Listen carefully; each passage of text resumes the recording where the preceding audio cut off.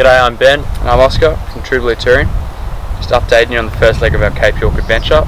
We left Cooktown, the last supplies we could get, and we're planning to go to Cape Flattery.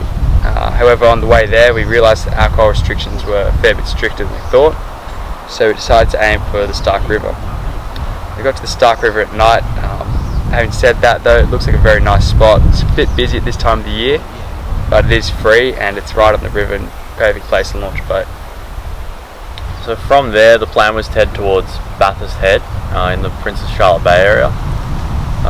We thought the track, we weren't expecting it to be too hard, but Wakooka Road ended up being quite the difficult track. I think due to a bad wet season and a late cyclone, the track was quite washed out and had some steep muddy sections too. So the word on the track from fellow travellers was that the area around Janine Creek was quite challenging. Leading up to it there was a flat muddy section where Tim ended up getting stuck. Quick snatch from RANGA pulled him out.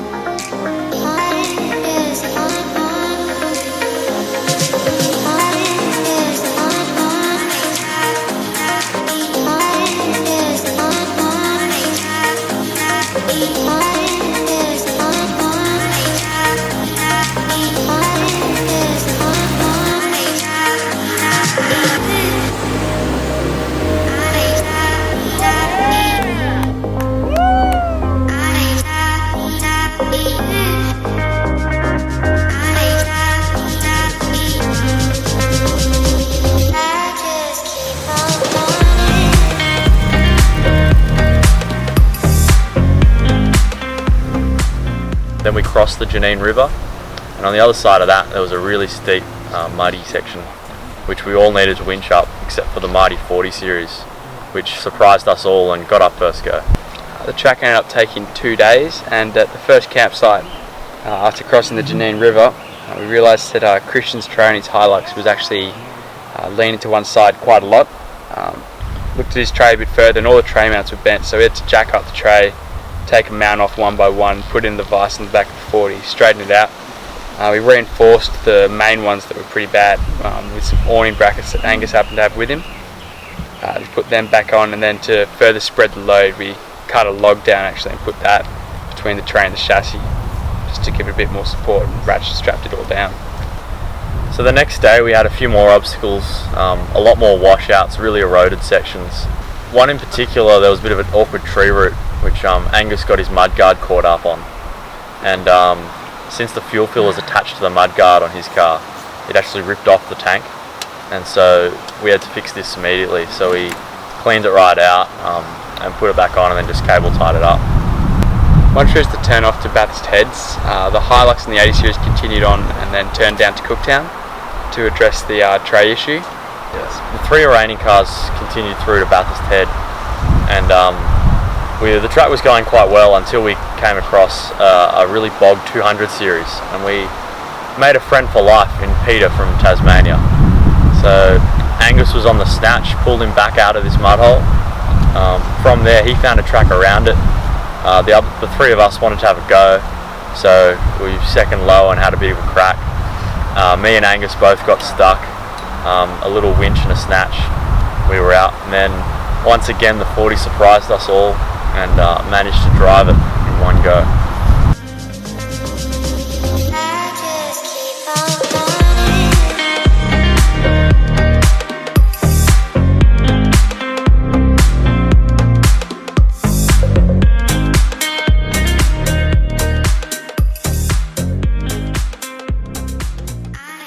From there the track was much the same, sort of couple k's easy going and then a really long mud flat or a big bog hole. Some of them tracks around, some of them we had to cut our own. So the track ended up going on into the night where Ben unfortunately popped a tyre off the bead on his car, so we decided to just whack on the spare for now and make it to camp. We woke up the next day and saw a couple of fins in the water, so we put the drone up to have a bit more of a look. Turns out they were actually some sharks having a bit of a go at a school of fish. Peter came over to our camp later that day and dropped off a bucket of fresh oysters that he just went and got off the rocks.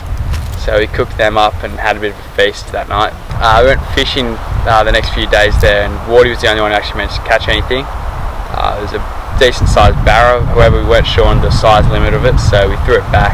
So after 3 nice days on Bathurst Head, we ventured back out on the track, following the route we traced with our HEMA. Unfortunately for Peter, he, with the low ground clearance and road tyres, he got stuck a few times in the puddles on the way out. So we had to recover him, and he ended up sitting in those puddles for quite a while. On the drive to Musgrave, it became clear that Peter's done an alternator. His charge light came on first, and then a series of lights on the dash, which is a pretty telltale sign of an alternator. On these newer cars, like the 200 with electronic fuel injection, you can't really run without an alternator. His battery got down to 8 volts, and it was just still running, which was surprised us all. The other victim to the mud was Oscar's rear drum brakes. At Musgrave, we basically just had to pull both wheels off and really clean it out with some contact cleaner, so we didn't have any brake cleaner, and a rag. When we met up with the others at Musgrave, we sat down and camped at the Roadhouse. Then we watched the Origin on the telly, which was quite a spectacle, with a lot of Queenslanders being present in the victory of the Blues. Right now we're at Pennyfather River. To see how we got here and all the events that happen in this, stay tuned for the next video.